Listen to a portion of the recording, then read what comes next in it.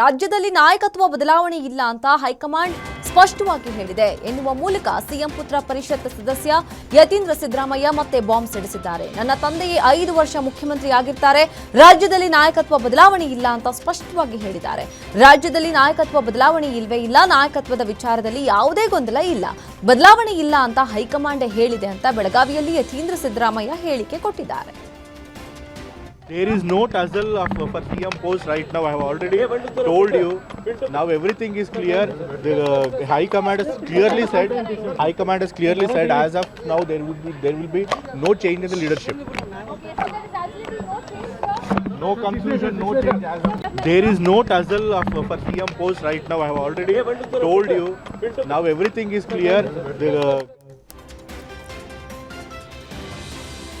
ನಾಯಕತ್ವ ವಿಚಾರವಾಗಿ ವಿಧಾನ ಪರಿಷತ್ ಸದಸ್ಯ ಯತೀಂದ್ರ ಸಿದ್ದರಾಮಯ್ಯ ಅವರ ಹೇಳಿಕೆ ಬಗ್ಗೆ ಮುಖ್ಯಮಂತ್ರಿಗಳು ಉತ್ತರ ನೀಡುತ್ತಾರೆ ಅಂತ ಡಿಸಿಎಂ ಡಿಕೆ ಶಿವಕುಮಾರ್ ಪ್ರತಿಕ್ರಿಯಿಸಿದರು. ಬೆಳಗಾವಿಯ ಸುವರ್ಣ ವಿಧಾನಸೌಧ ಹಾಗೂ ಸರ್ಕಿಟ್ ಹೌಸ್ ಬಳಿ ಮಾಧ್ಯಮಗಳ ಪ್ರಶ್ನೆಗಳಿಗೆ ಶಾಂತ ರೀತಿಯಲ್ಲಿ ಕೊಟ್ಟ ಉತ್ತರ ಡಿಕೆ ಶಿವಕುಮಾರ್ ನಡೆ ಹಲವು ಅನುಮಾನಕ್ಕೆ ಕಾರಣವಾಗಿದೆ.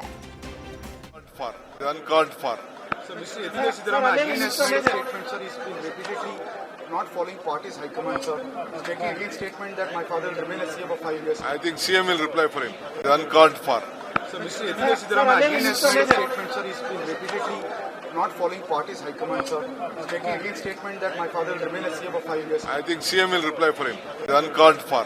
So Mr. Yatindra Siddaramaiah again has made a statement, sir. He's been repeatedly not following party's high command, sir. He's making again statement that my father will remain as CM for 5 years. I think CM will reply for him. Uncalled for. So Mr. Yatindra Siddaramaiah again has made a statement, sir. He's been repeatedly not following party's high command, sir. He's making. CM ಬದಲಾವಣೆ ವಿಚಾರದಲ್ಲಿ ಮತ್ತೆ ಯತೀಂದ್ರ ಹೇಳಿಕೆ ಹಿನ್ನೆಲೆ ಬೆಳಗಾವಿಯಲ್ಲಿ ಶಾಸಕ ರಂಗನಾಥ್ ಪ್ರತಿಕ್ರಿಯಿಸಿದ್ದಾರೆ. ಈ ಬಗ್ಗೆ ಹೈಕಮಾಂಡ್ ಗಮನ ಹರಿಸಬೇಕು, ಹೈಕಮಾಂಡ್ ಹೇಳಿದ್ದನ್ನ ಪಾಲಿಸುವುದು ನಮ್ಮ ಜವಾಬ್ದಾರಿ, ಹೈಕಮಾಂಡ್ ನಿರ್ಧಾರಕ್ಕೆ ಬದ್ಧ ಅಂತ ಸಿಎಂ ಅವರೇ ಹೇಳಿದ್ದಾರೆ. ಹೈಕಮಾಂಡ್ ಹೇಳಿದ್ದನ್ನ ಪಾಲಿಸೋದಾಗಿ ಡಿಸಿಎಂ ಕೂಡ ಹೇಳಿದ್ದಾರೆ. ನಾವೆಲ್ಲ ಹೈಕಮಾಂಡ್ ನಿರ್ಧಾರವನ್ನ ನಿರೀಕ್ಷೆ ಮಾಡ್ತಿದ್ದೀವಿ ಅಂತ ಹೇಳಿದರು. ಪದೇ ಪದೇ ಹೇಳ್ತಿರೋಂಥ ಹಿನ್ನೆಲೆಯಲ್ಲಿ ನಾವು ಸಹ ಹೈಕಮಾಂಡ್ ಹೇಳ್ತಾರೆ ಅನ್ನೋದನ್ನ ಅಪೇಕ್ಷೆ ಪಡ್ತೇವೆ. ಸೊ ಹಾಗಾಗಿ ಅದು ಬಿಟ್ಟು ನಾನು ಇನ್ನೇನು ಕಾಮೆಂಟ್ ಮಾಡ್ಲಿಕ್ಕೆ ಹೋಗೋದೆಲ್ಲ ಪ್ರತಿಕ್ರಿಯೆ ಕೊಡೋದು. ಸಿದ್ದರಾಮಯ್ಯ ಪುತ್ರರಿಗೆ ಹೇಳಕ್ಕೆ ಆಗದೆ ಇರುವಷ್ಟು ಹೈಕಮಾಂಡ್ ವೀಕ್ ಆಗಿದೆ ಅಂತ Congress high command sir high command weak ಆಗಿದೆಯಾ?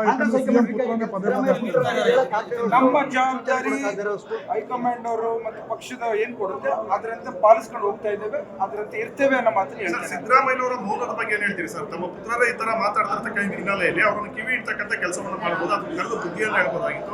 ಮುಖ್ಯಮಂತ್ರಿ ಸಾಹೇಬರು ನಮ್ಗೆಲ್ಲರಿಗೂ ಹೇಳಿದ್ದಾರೆ ಹೈಕಮಾಂಡ್ ನಿರ್ಧಾರ ತೆಗೆದುಕೊಳ್ತಾರೆ ಅಂತ. ಅದರಂತೆ ನಾವೆಲ್ಲರೂ ಹೈಕಮಾಂಡಿನ ನಿರೀಕ್ಷಣೆ ಮಾಡ್ತಾ ಇದ್ದೇವೆ. ಇದನ್ನೇನಾದ್ರು ಚರ್ಚೆ ಪಾರ್ಟಿ ವೇದಿಕೆಯಲ್ಲಿ ಚರ್ಚೆ ಮಾಡ್ತೀರಾ ಅಥವಾ ಸಿಎಂ ಗಮನಕ್ಕೆ ತಾವೇನಾದ್ರು? ನಿಮ್ ಜೊತೆ ನಾವು ಮಾತಾಡ್ಲಿಕ್ಕೆ ಹೋಗೋದಿಲ್ಲ, ನಾವು ಮಾತಾಡ್ಕೊಂಡು ವರಿಷ್ಠರು ತೆಗೆದುಕೊಳ್ಳೋ ನಿರ್ಧಾರಕ್ಕೆ ನಾವೆಲ್ಲ ಪಾಲಿಸ್ತೇವೆ ಅಂತ ಹೇಳ್ತಾ ಇದ್ದೀನಲ್ಲ. ಸಿಎಂ ಪುತ್ರ ಯತೀಂದ್ರ ಸಿದ್ದರಾಮಯ್ಯ ಹೇಳಿಕೆ ವಿರುದ್ಧ ಶಾಸಕ ಇಕ್ಬಾಲ್ ಹುಸೇನ್ ಕಿಡಿಕಾರಿದ್ದಾರೆ. ನಾವು ಮಾತನಾಡಿದ್ರೆ ಬಲಾತ್ಕಾರ, ಅವರು ಮಾತನಾಡಿದ್ರೆ ಚಮತ್ಕಾರ. ನಾವು ಏನಾದರೂ ಮಾತನಾಡಿದ್ರೆ ನೋಟಿಸ್ ಕೊಡ್ತಾರೆ. ನಮ್ಮ ವರಿಷ್ಠರು ಅಷ್ಟು ವೀಕ್ ಇಲ್ಲ, ಬಲಿಷ್ಠವಾಗಿದ್ದಾರೆ ಅಂತ ಹೇಳಿದ್ದಾರೆ. ಆದ್ರೆ ಯತೀಂದ್ರಗೆ ಏನ್ ಮಾತಾಡಿದ್ರು ಸುಮ್ಮನಿರ್ತಾರೆ. ಯತೀಂದ್ರ ಸಿದ್ದರಾಮಯ್ಯ ಹಿಂದೆ ಯಾರಿದ್ದಾರೋ ಗೊತ್ತಿಲ್ಲ ಅಂತ ಶಾಸಕ ಇಕ್ಬಾಲ್ ಹುಸೇನ್ ಕಿಡಿಕಾರಿದರು.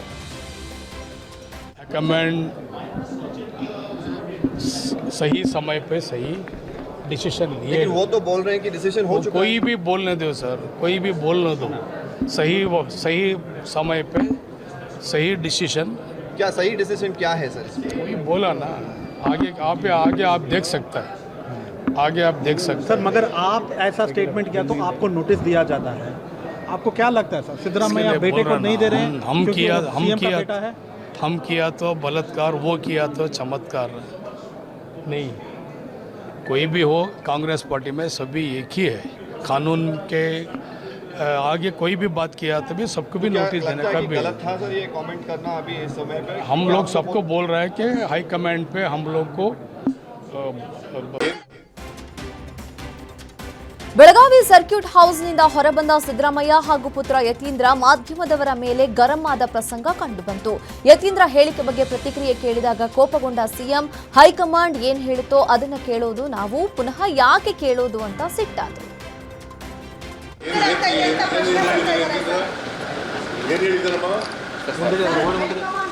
ಹೈಕಮಾಂಡ್ ಹೈಕಮಾಂಡ್ ಏನು ಹೇಳ್ತದೆ ಹಂಗೆ ಕೇಳೋದು ನಾವು. ಸರ್ ಎಲ್ಲರೂ ಹೇಳಿಕೆ ಮುಜುಗರ ತರ್ತಾ ಇದೆ, ಅವ್ರಿಗೂ ನೋಟಿಸ್ ಕೊಡ್ಬೇಕನ್ನೋ ಒತ್ತಾಯ ಮಾಡ್ತಾ ಇದ್ದಾರೆ. ಹೈಕಮಾಂಡ್ ಅವ್ರು ಏನು ಹೇಳ್ತಾರೆ ಕೇಳೋದು ನಾವು ಅಂತ ಹೇಳಿ ಏನು ಹೇಳಿದಾರಮ್ಮ? ಹೈಕಮಾಂಡ್ ಹೈಕಮಾಂಡ್ ಏನು ಹೇಳ್ತಾರೆ?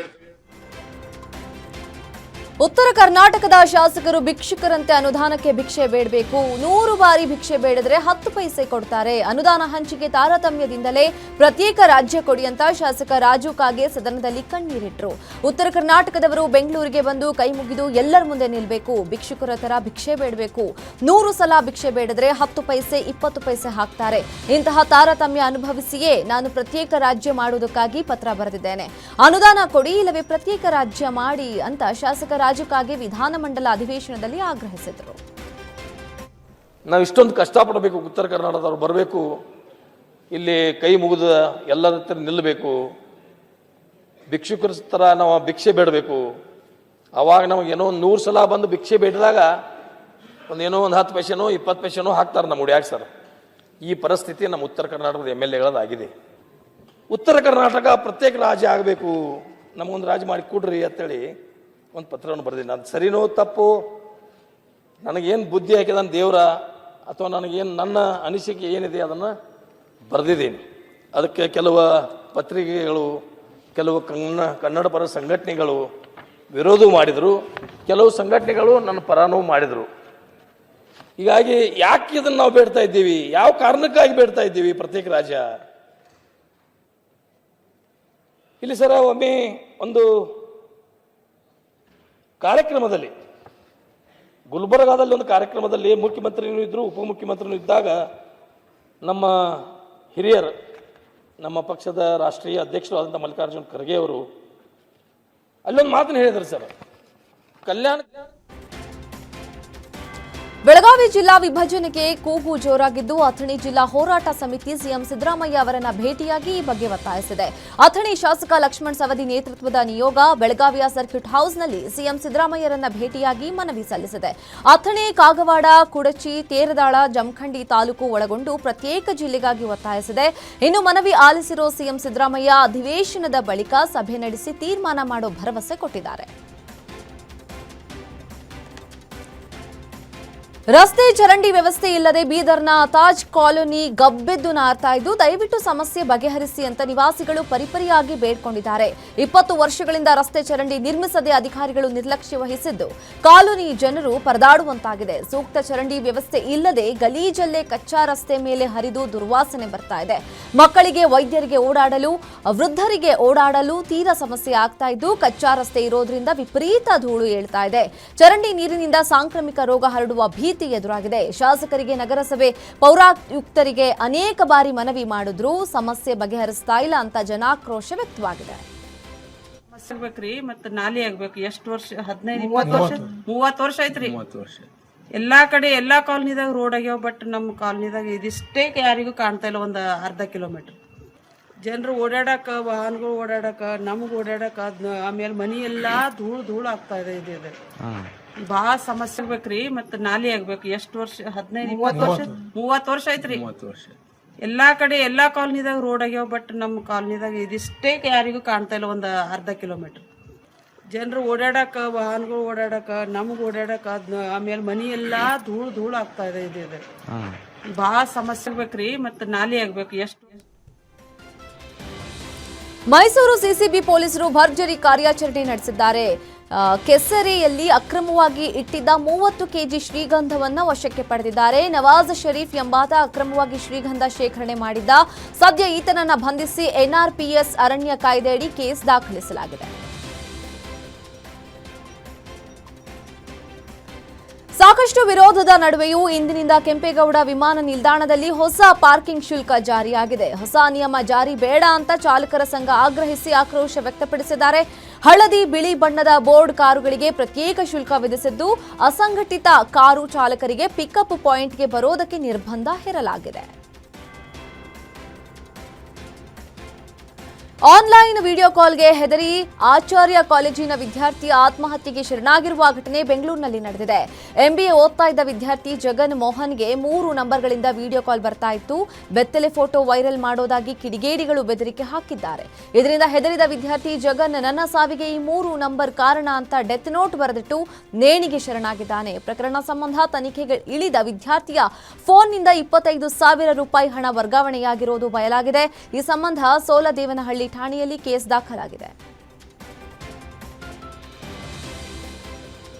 ಐತಿಹಾಸಿಕ ಚಿತ್ರದುರ್ಗ ಕೋಟೆಯನ್ನು ಉಳಿಸಿ ಅಂತ ಕರುನಾಡ ವಿಜಯ ಸೇನೆ ಅಧ್ಯಕ್ಷ ಕೆಟಿ ಶಿವಕುಮಾರ್ ನೇತೃತ್ವದಲ್ಲಿಂದು ಪ್ರತಿಭಟನೆ ನಡೆದಿದೆ.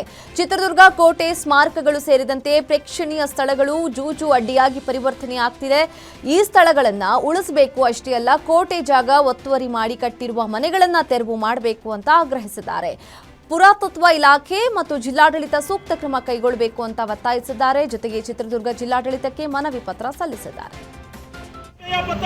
ಒತ್ತುವರಿ ಮಾಡಿರುವ ಭೂಗಳ್ಳರಿಗೆ ಧಿಕ್ಕಾರ, ನಾಡದ್ರೋಹಿಗಳಿಗೆ ಧಿಕ್ಕಾರ, ಕರುನಾಡ ವಿಜಯ ಸೇನೆ ಹೋರಾಟಕ್ಕೆ, ಕರುನಾಡ ವಿಜಯ ಸೇನೆ ಹೋರಾಟಕ್ಕೆ ಉಳಿಯಲೇ ಉಳಿಯಲೇ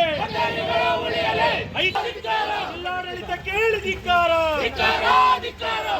ಪತಾರಿಗಳನ್ನು ಒತ್ತುವರಿ ಮಾಡಿರುವ ಭೂಗಳ್ಳರಿಗೆ ಧಿಕ್ಕಾರ, ಎತ್ತಕ್ಕಾಗಿ ಹೋರಾಟ.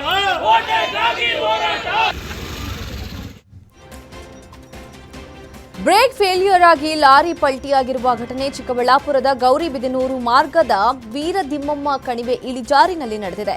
ಘಟನೆಯಲ್ಲಿ ಲಾರಿ ಚಾಲಕ ಮತ್ತು ಕ್ಲೀನರ್ ಗಂಭೀರವಾಗಿ ಗಾಯಗೊಂಡಿದ್ದು ಜಿಲ್ಲಾಸ್ಪತ್ರೆಯಲ್ಲಿ ಚಿಕಿತ್ಸೆ ನೀಡಲಾಗ್ತಾ ಇದೆ. ಲಾರಿ ಹೆದ್ದಾರಿಗೆ ಅಡ್ಡಾದಿಡ್ಡಿಯಾಗಿ ಬಿದ್ದಿದ್ದರಿಂದ ಕೆಲಕಾಲ ಟ್ರಾಫಿಕ್ ಜಾಮ್ ಉಂಟಾಗಿತ್ತು.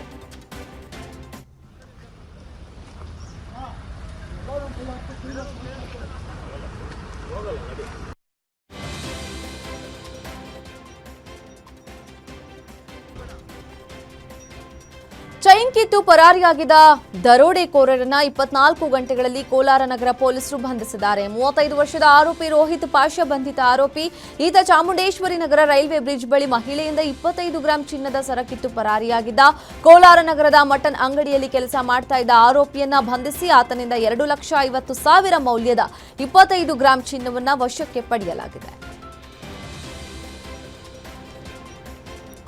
ಪಡಿತರ ಅಕ್ಕಿ ಕಳ್ಳ ಸಾಗಾಣಿಕೆ ಮಾಡಿ ಗೋದಾಮಿನಲ್ಲಿ ಅಕ್ರಮವಾಗಿ ಸಂಗ್ರಹಿಸಿದ ದಂಧೆಕೋರರು ಸಿಕ್ಕಿಬಿದ್ದಿದ್ದಾರೆ. ಬಾಗಲಕೋಟೆಯ ಜಮಖಂಡಿ ಆರ್ಟಿಒ ಕಚೇರಿ ಹಿಂದಿನ ಗೋಡಾನ್ಗೆ ಅಕ್ಕಿ ಸಾಗಿಸುವಾಗ ಜಮಖಂಡಿ ಎಸಿ ಶ್ವೇತಾ ಬಿಡಿಕರ್ ನೇತೃತ್ವದಲ್ಲಿ ದಾಳಿ ನಡೆಸಲಾಗಿದೆ. 9 ರಿಂದ 10 ಟನ್ ಪಡಿತರ ಅಕ್ಕಿ ಹಾಗೂ ಲಾರಿಯನ್ನ ಜಪ್ತಿ ಮಾಡಲಾಗಿದೆ. ಎಸಿ ಸೂಚನೆ ಮೇರೆಗೆ ಜಮಖಂಡಿ ಪೊಲೀಸರು ಕೇಸ್ ದಾಖಲು ಮಾಡಲು ಮುಂದಾಗಿದ್ದಾರೆ.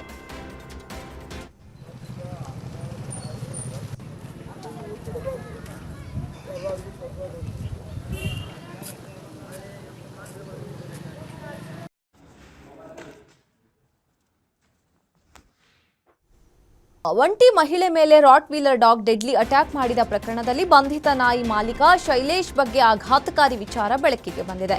ಈತ ಒಂದಲ್ಲ ಎರಡಲ್ಲ 3 ಡೆಡ್ಲಿ ರಾಟ್ ವೀಲರ್ ನಾಯಿಗಳನ್ನ ಸಾಕಿದ್ದ ಅನ್ನೋದು ಗೊತ್ತಾಗಿದೆ. ಈ 3 ನಾಯಿಗಳಿಗೂ ಬ್ರಾಡೋ, ಪಪ್ಪಿ, ಹೀರೋ ಅಂತ ಮಾಲೀಕ ಶೈಲೇಶ್ ಹೆಸರಿಟ್ಟಿದ್ದ. 3 ನಾಯಿಗಳಲ್ಲಿ ಒಂದನ್ನ ಮನೆಯಲ್ಲಿಟ್ಟು 2ನ್ನ ದಾವಣಗೆರೆ ಪಕ್ಕದ ಹೊನ್ನೂರು ಕ್ರಾಸ್ ಬಳಿ ಬಿಟ್ಟು ಬಂದಿದ್ದ. ಮನೆಯಲ್ಲಿದ್ದ ಇನ್ನೊಂದು ನಾಯಿಯನ್ನ ಯಾವುದಾದ್ರೂ ಸಂಸ್ಥೆ ಅಥವಾ ಡಾಗ್ ಹ್ಯಾಂಡ್ಲರ್ ನೀಡುವಂತೆ ಪೊಲೀಸ್ ಇಲಾಖೆ ಸೂಚನೆ ಕೊಟ್ಟಿತ್ತು. ಅಲ್ಲದೆ ಇದೀಗ 2 ನಾಯಿಗಳು ಮೃತಪಟ್ಟ ಹಿನ್ನೆಲೆ ಉಳಿದ 1 ನಾಯಿಯ ವರ್ತನೆಯು ಬದಲಾಗಬಹುದು. ಹೀಗಾಗಿ ಅದನ್ನ ಬೇರೆ ಕಡೆಗೆ ನೀಡುವಂತೆ ಪೊಲೀಸ್ ಇಲಾಖೆ ವಾರ್ನಿಂಗ್ ಕೊಟ್ಟಿದೆ. ದಿವಸ ಅಲ್ಲಿ ಇರಲಿಲ್ಲ, ಅವರು ಓನರ್ ಇರ್ಬೋದು, ಅದನ್ನು ಕೂಡ ತನಿಖೆಯಲ್ಲಿ ಅಳವಡಿಸ್ಕೊಂಡಿದ್ದೇವೆ. ಮೇ ಬಿ ಫಸ್ಟ್ ಟೈಮ್ ಇಷ್ಟೊಂದು ನಾವು ಆ್ಯಕ್ಷನ್ ತಗೊಂಡು 304A ಮತ್ತು 304 ಎರಡೂ ಕೂಡ ಆಗಿದ್ದೀವಿ. ಶೈಲೇಶ್ ರಾತ್ರಿ ಅವ್ರಿಗೆ ಇಂದ್ಲ ದಿವಸ ಅಟ್ಯಾಕ್ ಮಾಡಿತ್ತು ಅಂತ 4ನೇ ತಾರೀಕು ರಾತ್ರಿ ಆ ರ್ಯಾಟ್ ವೀಲರನ್ನು ತಂದು ಬಿಟ್ಟು ಹೋಗ್ತಾರೆ. ಆಕೆಗೆ ನಾನು ಹೋಗಿದ್ದೆ, ನೆನ್ನೆ ವಿಸಿಟ್ ಮಾಡಿ ಎಲ್ಲ ಮಾತಾಡ್ಸ್ಕೊಂಡು ಬಂದಿದ್ದೀವಿ. ಸೊ ಫರ್ದರ್ ಏನು ಇನ್ವೆಸ್ಟಿಗೇಷನ್ ಇದೆ ಮಾಡ್ತೀವಿ ನಮ್ಮ ಕಡೆಯಿಂದ. ಯಾವ ರೀತಿ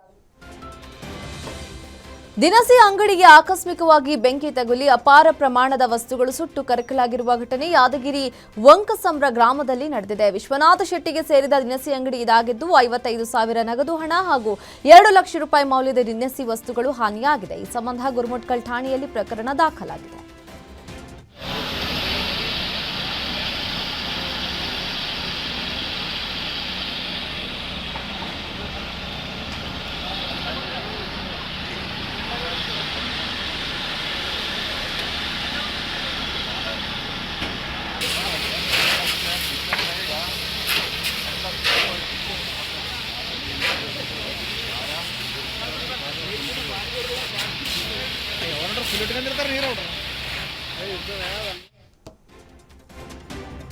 ಕೋಲಾರದ ಮಾಲೂರು ತಾಲೂಕು ತಹಶೀಲ್ದಾರ್ ರೂಪಾ ಅವರ ಆಪ್ತ ಸಹಾಯಕ ಅಂತ ಹೇಳಿಕೊಂಡು ವ್ಯಕ್ತಿಗೆ ಮೋಸ ಮಾಡಿದ ವಂಚಕನನ್ನ ಪೊಲೀಸರು ಬಂಧಿಸಿದ್ದಾರೆ.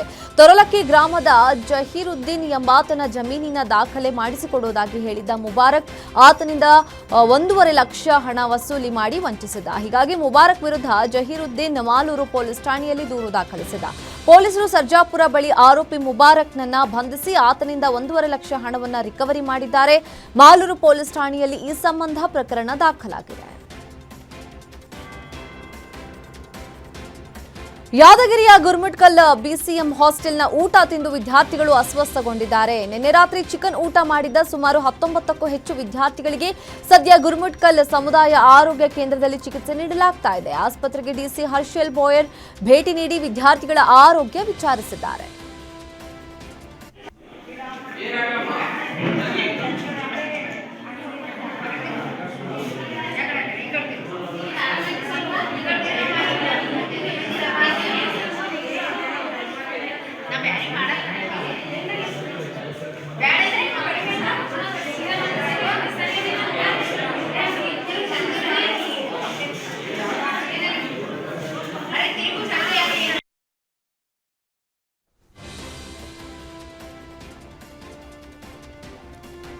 ಮೈಸೂರು ಅರಮನೆಗೆ ಪ್ರವಾಸಿಗರು ಎಂಟ್ರಿಯಾಗುವ ಮುಖ್ಯ ದ್ವಾರದ ಮೇಲ್ಛಾವಣಿ ಕುಸಿದಿದೆ. ಅದೃಷ್ಟವಶಾತ್ ಆ ಟೈಮ್ನಲ್ಲಿ ಅಲ್ಲಿ ಯಾರೂ ಇರಲಿಲ್ಲ, ಹೀಗಾಗಿ ಯಾವುದೇ ಅನಾಹುತ ಸಂಭವಿಸಿಲ್ಲ. ಆದರೆ ಮೇಲ್ಛಾವಣಿ ಕೆಳಗೆ ನಿಲ್ಲಿಸಿದ್ದ ಬೈಕ್ಗೆ ಸ್ವಲ್ಪ ಹಾನಿಯಾಗಿದೆ. ಸದ್ಯ ಗೇಟ್ ಬಳಿ ಬ್ಯಾರಿಕೇಡ್ ಹಾಕಿ ಮೇಲ್ಛಾವಣಿಯ ಮಣ್ಣು ತೆರವು ಮಾಡಲಾಗಿದೆ. ಶಿವಮೊಗ್ಗದ ಸೆಂಟ್ರಲ್ ಜೈಲಿನಲ್ಲಿ ಗಾಂಜಾ ಹಾವಳಿ ಮಿತಿ ಮೀರಿದೆ. ಬಿಗಿ ಭದ್ರತೆ ನಡುವೆಯೂ ಖದೀಮರು ಪ್ಯಾಂಟ್ ಜಿಪ್ ಪಟ್ಟಿ ಹಾಗೂ ಸೊಂಟದ ಪಟ್ಟಿಯಲ್ಲಿ ಗಾಂಜಾ ಇಟ್ಟು ಸಾಗಿಸುತ್ತಿದ್ದಾರೆ. ವಿಚಾರಣಾಧೀನ ಖೈದಿ ಅಶ್ಫಾಕ್ಗೆ ಗಾಂಜಾ ನೀಡಲು ಬಂದಿದ್ದ ಶಾಕೀಬ್ ತಪಾಸಣೆ ವೇಳೆ ಸಿಕ್ಬಿದ್ದಿದ್ದಾನೆ. ಗಾಂಜಾ ಜೊತೆಗೆ 9,000 ರೂಪಾಯಿ ಹಣ ಹಾಗೂ ಕಾರನ್ನು ವಶಕ್ಕೆ ಪಡೆದಿದ್ದಾರೆ. ಈ ಸಂಬಂಧ ಇಬ್ಬರ ವಿರುದ್ಧ ತುಂಗಾನಗರ ಠಾಣೆಯಲ್ಲಿ ಕೇಸ್ ದಾಖಲಾಗಿದೆ. ಅಡಿಕೆ ಮರದಲ್ಲಿ ಗೊನೆ ಕೊಯ್ಯುವಾಗ ಬಿದ್ದು ವ್ಯಕ್ತಿ ಸಾವನ್ನಪ್ಪಿರುವ ಘಟನೆ ಶಿವಮೊಗ್ಗದ ಕಳಸ ತಾಲೂಕಿನ ಬೂದಿಗುಂಡಿ ಗ್ರಾಮದಲ್ಲಿ ನಡೆದಿದೆ. 35 ವರ್ಷದ ಮಂಜು ಹಳುವಳ್ಳಿ ಗ್ರಾಮದ ಅಡಿಕೆ ತೋಟಕ್ಕೆ ಕೆಲಸಕ್ಕೆ ಹೋಗಿದ್ರು. ಮರ ಹತ್ತಿ ಗೊನೆ ಕೊಯ್ಯುವಾಗ ಆಯ ತಪ್ಪಿ ಬಿದ್ದಿದ್ದಾರೆ. ಪರಿಣಾಮ ಸ್ಥಳದಲ್ಲೇ ಸಾವನ್ನಪ್ಪಿದ್ದಾರೆ. ಈ ಸಂಬಂಧ ಕಳಸ ಠಾಣೆಯಲ್ಲಿ ಪ್ರಕರಣ ದಾಖಲಾಗಿದೆ. ಚಾಲಕನ ನಿಯಂತ್ರಣ ತಪ್ಪಿ ಲಾರಿ ಪಲ್ಟಿಯಾಗಿ ಸಾವಿರಾರು ಕೋಳಿ ಸಾವನ್ನಪ್ಪಿರುವ ಘಟನೆ ಶಿವಮೊಗ್ಗದ ಹೊಳೆಹೊನ್ನೂರು ಬಳಿಯ ಮಲ್ಲಾಪುರದಲ್ಲಿ ನಡೆದಿದೆ. ಲಾರಿಯಲ್ಲಿ ಸುಮಾರು 3,000ಕ್ಕೂ ಹೆಚ್ಚು ಕೋಳಿಗಳಿದ್ದು ಈ ಅಪಘಾತದಿಂದಾಗಿ 2,000ದಷ್ಟು ಕೋಳಿಗಳು ಸಾವನ್ನಪ್ಪಿದೆ. ಲಾರಿ ಚಾಲಕನಿಗೆ ಗಾಯಗಳಾಗಿದ್ದು ಚಿಕಿತ್ಸೆ ನೀಡಲಾಗ್ತಾ ಇದೆ. ಇನ್ನು ಲಾರಿ ಪಲ್ಟಿ ಆಗ್ತಾ ಇದ್ದಂತೆ ಜನ ಕೋಳಿ ಕೊಂಡೊಯ್ಯಲು ಮುಗಿಬಿದ್ದಿದ್ರು. ಸದ್ದಿ ಬೇಡ, ಈಗ ಫೋಟೋ ಹುಡ್ಕೊಬೇಕು.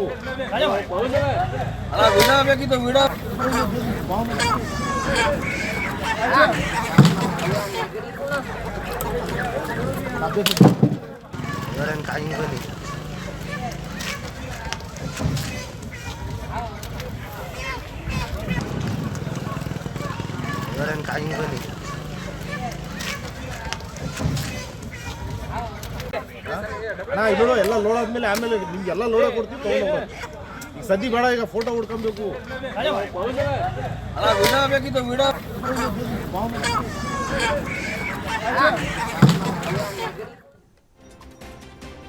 ಡೆವಿಲ್ ಸಂಭ್ರಮಾಚರಣೆ ಮುಗಿಸಿ ಮನೆಗೆ ಹೋಗ್ತಾ ಇದ್ದ ಯುವಕ ಭೀಕರ ಅಪಘಾತದಲ್ಲಿ ಸಾವನ್ನಪ್ಪಿರುವ ಘಟನೆ ಶಿವಮೊಗ್ಗದ ತೀರ್ಥಹಳ್ಳಿಯಲ್ಲಿ ನಡೆದಿದೆ. ಕೆಎಸ್ಆರ್ಟಿಸಿ ಬಸ್ ಹಾಗೂ ಬೈಕ್ ಡಿಕ್ಕಿಯಾಗಿ 26 ವರ್ಷದ ಪುನೀತ್ ಮೃತಪಟ್ಟಿದ್ದಾನೆ. ಅಂಗಡಿಯಲ್ಲಿ ಕೆಲಸ ಮಾಡ್ತಾ ಇದ್ದ ಪುನೀತ್ ನಿನ್ನೆ ರಾತ್ರಿ ವಿನಾಯಕ ಥಿಯೇಟರ್ನಲ್ಲಿ ಡೆವಿಲ್ ಸಂಭ್ರಮಾಚರಣೆ ಮುಗಿಸಿ ಮನೆಗೆ ಹೋಗ್ತಾ ಇದ್ರು. ಈ ಸಂಬಂಧ ತೀರ್ಥಹಳ್ಳಿ ಠಾಣೆಯಲ್ಲಿ ಕೇಸ್ ದಾಖಲಾಗಿದೆ. ಪಾರ್ಕ್ನಲ್ಲಿ ವ್ಯಕ್ತಿಯೋರ್ವ ಸಾರ್ವಜನಿಕವಾಗಿ ಆತ್ಮಹತ್ಯೆಗೆ ಶರಣಾಗಿರೋ ಘಟನೆ ಧಾರವಾಡದ ಕೊಪ್ಪದಕೇರಿ ನಗರದ ಪಾರ್ಕ್ನಲ್ಲಿ ನಡೆದಿದೆ. ಜನನಿ ಬೀಡ ಪ್ರದೇಶವಾದ ಪಾರ್ಕ್ನಲ್ಲಿ ಮರಕ್ಕೆ ನೇಣು ಬಿಗಿದುಕೊಂಡು ಆತ್ಮಹತ್ಯೆ ಮಾಡಿಕೊಂಡಿದ್ದಾನೆ. ಇನ್ನು ಮೃತನ ಗುರುತನ್ನ ಇನ್ನು ಪೊಲೀಸರು ಪತ್ತೆ ಹಚ್ಚಬೇಕಾಗಿದೆ. ಮೃತದೇಹವನ್ನ ಪೊಲೀಸರು ಮರಣೋತ್ತರ ಪರೀಕ್ಷೆಗೆ ರವಾನೆ ಮಾಡಿದ್ದಾರೆ. ಸ್ಥಳಕ್ಕೆ ಉಪನಗರ ಪೊಲೀಸರು ಭೇಟಿ ಕೊಟ್ಟು ಪರಿಶೀಲನೆ ನಡೆಸಿದ್ದಾರೆ. ಚಿಕ್ಕಬಳ್ಳಾಪುರದ ಬುರುಡುಗುಂಟೆ ಗ್ರಾಮದ ಬಳಿ ಇದ್ದ ಶೆಡ್ನಲ್ಲಿ ಹಂದಿಗಳನ್ನ ಕದ್ದಿದ್ದ ಕಳ್ಳನನ್ನ ಕರ್ಚಾಳಹಳ್ಳಿ ಪೊಲೀಸರು ಬಂಧಿಸಿದ್ದಾರೆ. ಸಬ್ ಇನ್ಸ್ಪೆಕ್ಟರ್ ಜಗದೀಶ್ ರೆಡ್ಡಿ ನೇತೃತ್ವದಲ್ಲಿ ಕಾರ್ಯಾಚರಣೆ ನಡೆದಿದೆ. ಆಂಧ್ರ ಮೂಲದ ಆನಂದಂ ಬಂಧಿತ ಹಂದಿ ಕಳ್ಳ. ಈತ ಬಿಕೊತ್ತಕೋಟದ ಸಂತೆಯಲ್ಲಿ ಕದ್ದ ಹಂದಿಗಳನ್ನ 3 ಲಕ್ಷ ರೂಪಾಯಿಗೆ ಮಾರಾಟ ಮಾಡ್ತಾ ಇದ್ದ. ಈತನನ್ನ ನ್ಯಾಯಾಂಗ ಬಂಧನಕ್ಕೆ ಒಪ್ಪಿಸಲಾಗಿದ್ದು ಉಳಿದ 3 ಕಳ್ಳರಿಗಾಗಿ ಪೊಲೀಸರು ಬಲೆ ಬೀಸಿದ್ದಾರೆ. ಕಲಬುರಗಿಯ ಸ್ಟೇಷನ್ ಬಜಾರ್ ಠಾಣೆ ಪೊಲೀಸರು ಕುಖ್ಯಾತ ಮನೆಗಳ್ಳನನ್ನ ಪುಣೆಯಲ್ಲಿ ಬಂಧಿಸಿದ್ದಾರೆ. ಧಾರವಾಡ ಮೂಲದ 49 ವರ್ಷದ ನವೀನ್ ಜೋಶಿ ಬಂಧಿತ ಆರೋಪಿ.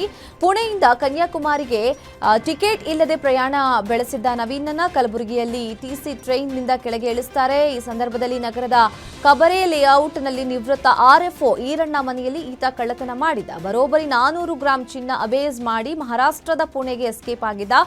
ಸಿಸಿಟಿವಿ ದೃಶ್ಯ ಆಧರಿಸಿ ಆರೋಪಿ ನವೀನನ್ನ ಸ್ಟೇಷನ್ ಬಜಾರ್ ಪೊಲೀಸರು ಪುಣೆಯಲ್ಲಿ ಬಂಧಿಸಿ ಜೈಲಿಗಟ್ಟಿದ್ದಾರೆ. ಡಿವೈಡರ್ಗೆ ಡಿಕ್ಕಿಯಾಗಿ ಬೈಕ್ ಸವಾರ ಸ್ಥಳದಲ್ಲೇ ಸಾವನ್ನಪ್ಪಿದ್ದಾನೆ. ಭೀಕರ ಅಪಘಾತದ ಭಯಾನಕ ದೃಶ್ಯ ಸಿಸಿ ಕ್ಯಾಮೆರಾದಲ್ಲಿ ಸೆರೆಯಾಗಿದೆ. ಆನೇಕಲ್ ತಾಲೂಕಿನ ಆವಡೆದೇನಹಳ್ಳಿ ಗೇಟ್ ಬಳಿ ಈ ದುರ್ಘಟನೆ ಸಂಭವಿಸಿದೆ. ಮೃತ ವ್ಯಕ್ತಿಯನ್ನ ಫುಡ್ ಡೆಲಿವರಿ ಬಾಯ್ ಆಗಿ ಕೆಲಸ ಮಾಡಿಕೊಂಡಿದ್ದ ಅಬ್ದುಲ್ ಸತ್ತಾರ್ ಎಂದು ಗುರುತಿಸಲಾಗಿದೆ. ಆನೇಕಲ್ ಕಡೆಯಿಂದ ಚಂದಾಪುರ ಮಾರ್ಗವಾಗಿ ಹೋಗ್ತಾ ಇದ್ದ ಅಬ್ದುಲ್ ದಾರಿಯಲ್ಲಿ ಅಡ್ಡ ಬಂದ ಸೈಕಲ್ ಸವಾರನ ತಪ್ಪಿಸಲು ಹೋಗಿ ಅಪಘಾತಕ್ಕೆ ಈಡಾಗಿದ್ದಾನೆ. ಗಂಭೀರ ಗಾಯಗೊಂಡಿದ್ದ ಅಬ್ದುಲ್ ವಿಕ್ಟೋರಿಯಾ ಆಸ್ಪತ್ರೆಯಲ್ಲಿ ಚಿಕಿತ್ಸೆ ಫಲಿಸದೆ ಕೊನೆ ಉಸಿರೆಳೆದಿದ್ದಾನೆ. ಆನೇಕಲ್ ಪೊಲೀಸ್ ಠಾಣೆಯಲ್ಲಿ ಪ್ರಕರಣ ದಾಖಲಾಗಿದೆ. ಮಂತ್ರಾಲಯದ ರಾಘವೇಂದ್ರ ಸ್ವಾಮಿ ಮಠಕ್ಕೆ ಭಕ್ತರ ಸಂಖ್ಯೆ ಹೆಚ್ಚಾಗಿದ್ದು ಕೋಟಿ ಹಣ ಕಾಣಿಕೆ ಹರಿದು ಬಂದಿದೆ. ಕೇವಲ 21 ದಿನಗಳಲ್ಲಿ 3 ಕೋಟಿಗೂ ಅಧಿಕ ಹಣ ಹಾಗೂ 23 ಗ್ರಾಂ ಚಿನ್ನ, 490 ಗ್ರಾಂ ಬೆಳ್ಳಿ ಹುಂಡಿಯಲ್ಲಿ ಸಂಗ್ರಹವಾಗಿದೆ.